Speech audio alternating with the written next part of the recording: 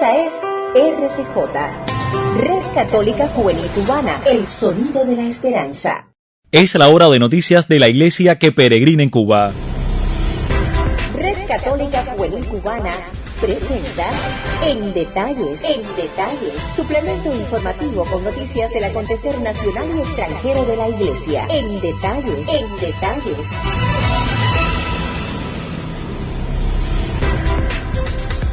Hola, ¿qué tal? Bienvenidos todos al mayor informativo de RCJ Radio, el sonido de la esperanza, la primera emisora católica cubana online. Ya comienza En Detalles, viviendo esta jornada del sábado 17 de abril de 2021. Saludamos a todas las personas que nos escuchan a través de nuestra frecuencia online en este domingo 18 de abril. Mantenga la sintonía, no se vaya de ella porque nosotros ya comenzamos. En febrero de 2019 vio la luz la Red Católica Juvenil Cubana. Nos unimos como grupo de la experiencia emanada de la JMJ Panamá 2019. Producimos contenidos en las redes sociales que nos ayudan de la mano de Jesús y nuestros guías espirituales a conectar cada día con nuestra fe. Contamos contigo, somos puente y esperanza. Anunciando al Rey de la creación, pues pensaba en ti.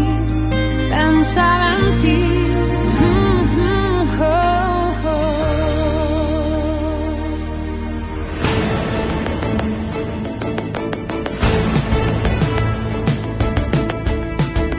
Ya estamos en tiempo de conocer qué trasciende a nivel internacional. Con ocasión del Día Mundial contra la Esclavitud Infantil que se celebra cada año el 16 de abril, el Papa Francisco lamentó que actualmente hay, por desgracia, tantos niños en condiciones inhumanas, explotados, maltratados, esclavizados y prófugos. Y esto ocurre a pesar del desarrollo de tecnologías sofisticadas, por lo que el Papa añadió que de esto nos avergonzamos hoy delante de Dios. Así lo indicó el Santo Padre en un mensaje enviado a través de su cuenta oficial en Twitter, @Pontifex. En diversas ocasiones el Santo Padre ha realizado llamados a favor de los niños y niñas que son explotados en diferentes modos, como el trabajo infantil. En la audiencia general, por ejemplo, del 10 de junio de 2020, el Papa Francisco recordó que los menores son el futuro de la familia humana y por ello a todos nos concierne la tarea de favorecer su crecimiento, salud y serenidad. En la actual situación de emergencia sanitaria en varios países, muchos niños y jóvenes se ven obligados a realizar trabajos inadecuados para su edad a fin de ayudar a sus familias en condiciones de extrema pobreza. En no pocos casos se trata de formas de esclavitud y reclusión que provocan sufrimiento físico y psicológico, advirtió el Papa Francisco.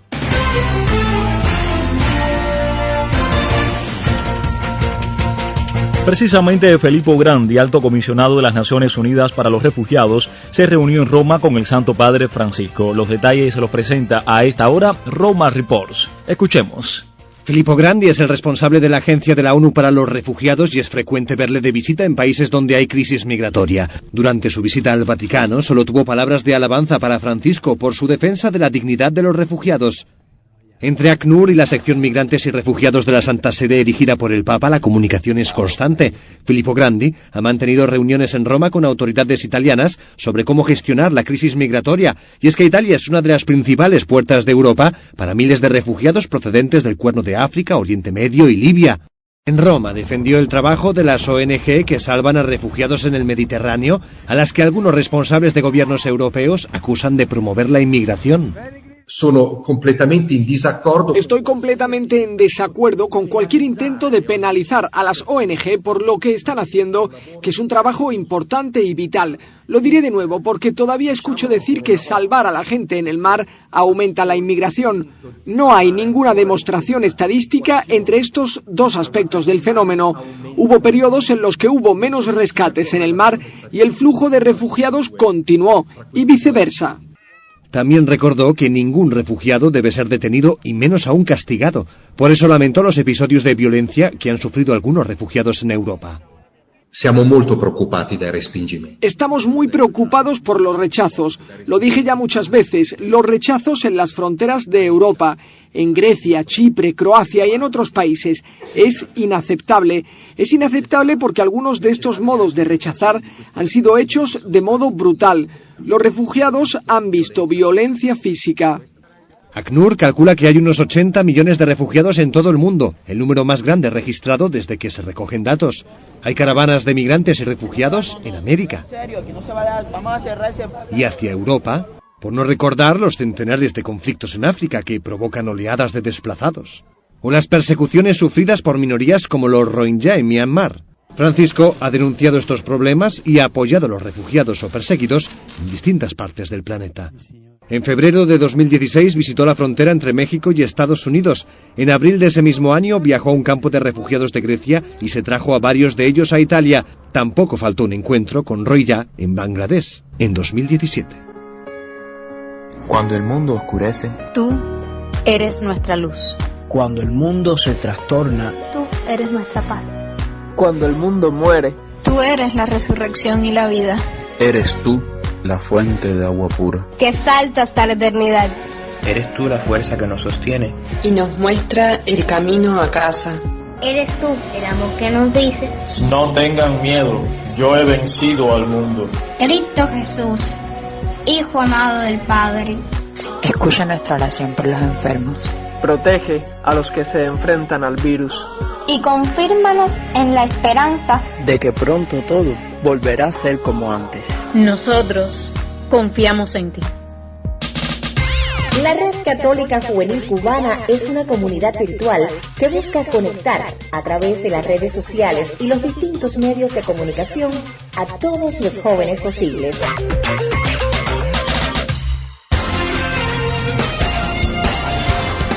A esta hora conocimos que los obispos de la Conferencia Episcopal de Costa Rica convocaron para el próximo jueves 22 de abril a una jornada especial de oración ante la situación generada en el país por la pandemia de la COVID-19.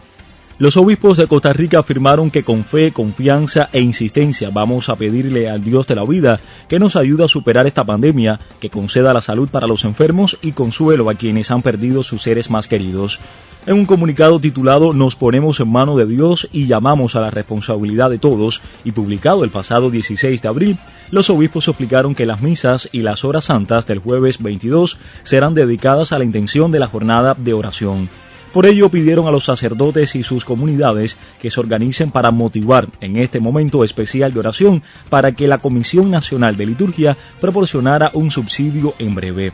Al 16 de abril los casos de coronavirus en Costa Rica ascienden a 228.577 con un total de 3.071 fallecidos. Hay 196.974 pacientes recuperados, 28.532 activos y 245 en cuidados intensivos. Desde hace varias jornadas hay alrededor de 1.000 casos cada día en una población de aproximadamente 5 millones de habitantes. En el comunicado los obispos se solidarizan con todo el pueblo por las consecuencias que vivimos a causa de la pandemia provocada por la COVID-19.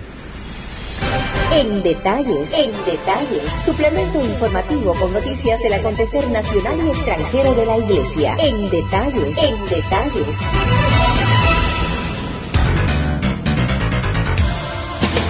Los deportes a esta hora. Hacemos un alto en las informaciones y nos vamos de inmediato a la sala de enlace externo. Allí se encuentra lista la comunicación con nuestro narrador comentarista deportivo Néstor José Toledo, quien nos presenta el interesante mundo de los deportes. Néstor, bienvenido, te saludamos. Adelante. Sí, gracias. Un saludo para ti y también para todos los amigos oyentes del suplemento informativo en detalles. Efectivamente, ya estamos en el tiempo que dedicamos a los deportes en esta última emisión de esta semana de trabajo. Hoy quisiera acercarles a uno de los mejores peloteros que ha tenido la provincia de Holguín en todos los tiempos. Me refiero a Juan Carlos Brusón Pérez, destacado pelotero holguinero, como ya decía, lamentablemente desaparecido misteriosamente en el año 2007 en territorio norteamericano.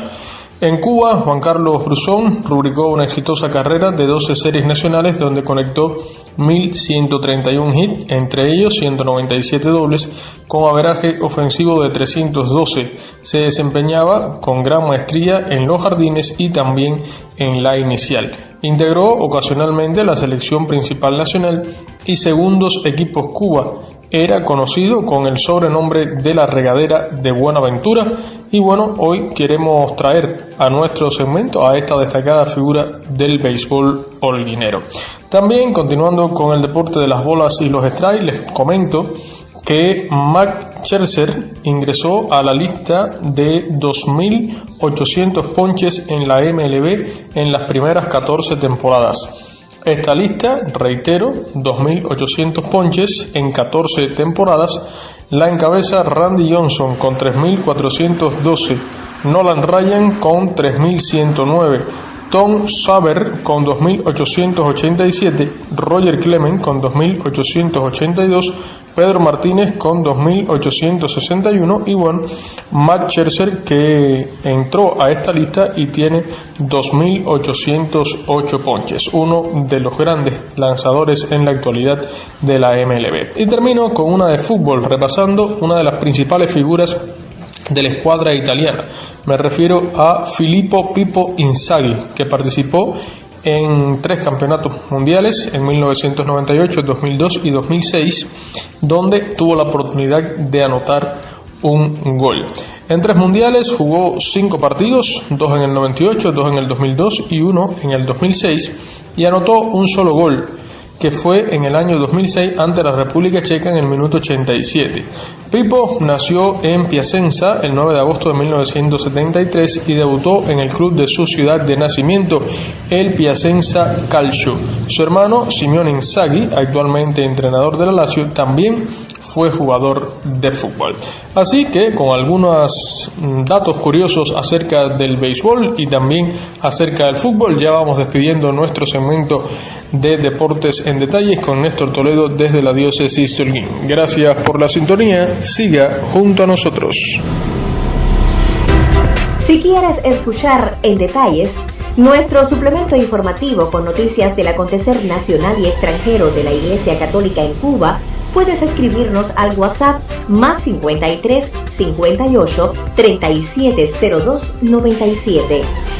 Somos un equipo que pensamos en ti.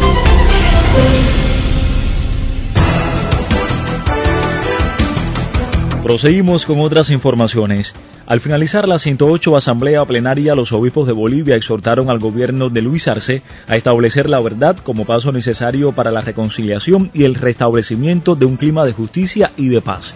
En el mensaje pronunciado este 16 de abril, los obispos recuerdan el dolor que vive el pueblo debido a la enfermedad del coronavirus, que además ha evidenciado las carencias del sistema sanitario que afecta a todas las dimensiones y ámbitos de la persona y de la sociedad.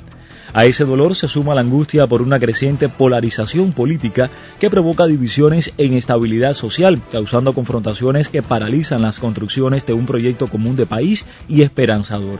Esto responde a intereses particulares que en vez de servir, se sirven del pueblo, ignorando las necesidades reales de la población cada vez más desamparada ante la pandemia y golpeada por la falta de trabajo y la pobreza creciente, afirmaron. La tensión política en Bolivia se incrementó luego de las elecciones presidenciales del 20 de octubre de 2019, en las que Evo Morales fue acusado de fraude electoral. Si visitas nuestras páginas en Facebook, Instagram y Twitter, podrás conocernos mejor e interactuar con nosotros sobre la realidad que vives en tu diócesis, parroquia o comunidad. @RCJ Cubana es el camino a seguir. Te esperamos.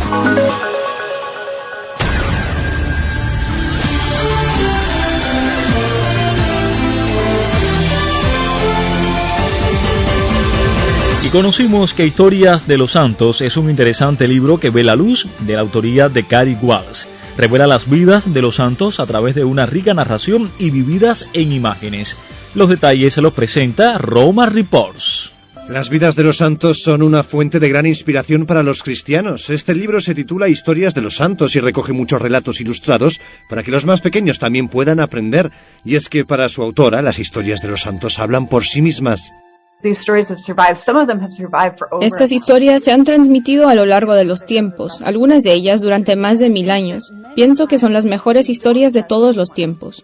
Este libro narra vidas de santos de toda la historia, como por ejemplo San Francisco de Asís o la Madre Teresa de Calcuta, pero sus vidas no son solo episodios de individuos extraordinarios, sino un camino que pueden seguir todos los cristianos. No son solo un conjunto de historias aleatorias de santos, en realidad cuentan la historia de toda la Iglesia. Es una forma maravillosa de repasar esa historia a través de sus protagonistas, en lugar de agrupar episodios. Su autora cuenta que le llamó la atención la frecuencia con la que los santos dudaron de sí mismos, un importante recordatorio de su humanidad. Me conmovió mucho la frecuencia con la que los santos se sintieron asustados y no lo suficientemente buenos, inteligentes, fuertes o importantes, pero también todo lo que fueron capaces de lograr, y eso fue lo que quise transmitir en el libro. Este libro de historias de santos ofrece a los niños una visión de las muchas formas de vivir la fe y puede que entre sus lectores esté la próxima generación de santos. Estás escuchando En Detalles, suplemento informativo de la Red Católica Juvenil Cubana. Gracias por la preferencia.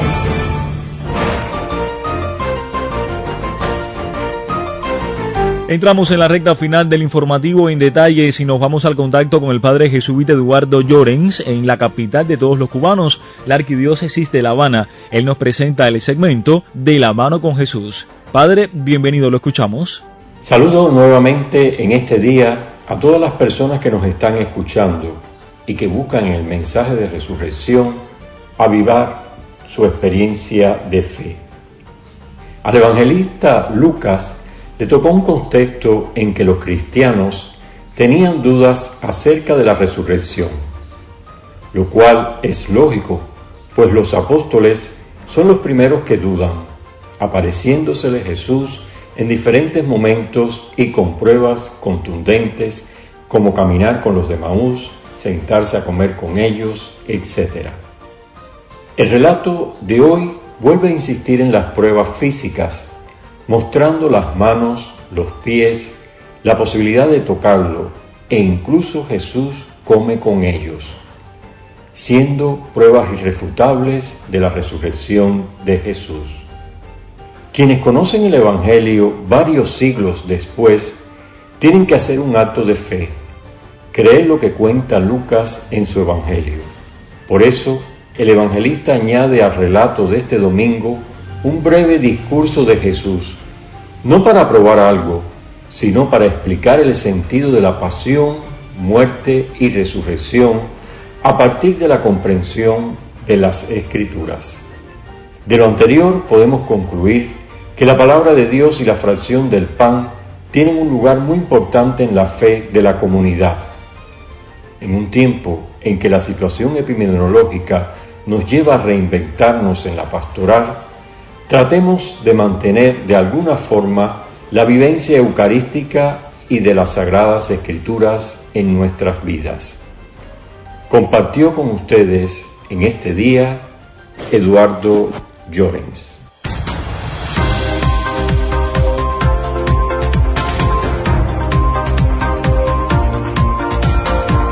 Lamentablemente se nos acabó el tiempo, decimos adiós a esta emisión del suplemento informativo En Detalles, agradeciéndoles a todos por la sintonía y la preferencia, de manera especial a los colegas y amigos de Radio Televisión Emaús.